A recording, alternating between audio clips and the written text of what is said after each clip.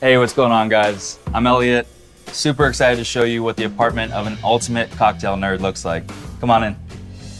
When I started apartment bartender 4 years ago, I got really into home bartending, equally as into creating content, and this apartment and outfitting it with West Elm really is a dream come true.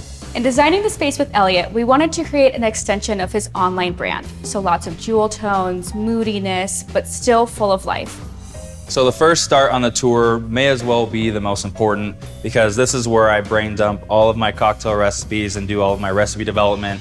So all the pictures that I take and the content that I create starts here.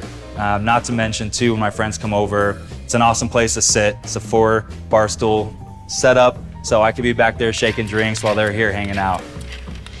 We also needed to create a space that was a work environment. So plenty of places to shoot product, lots of places to make drinks, lots of storage for tons of alcohol, and of course, places to sit and enjoy those drinks. When guests come over, we want to have something very welcoming, but from a content production standpoint, the majority of my photos are taken right here, so having something that matched my visual aesthetic was very important. So what might look like a credenza is actually a booze vault. This piece is actually one of the most multifaceted in the apartment.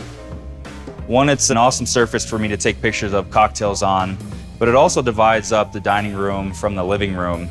And most importantly for me, storage.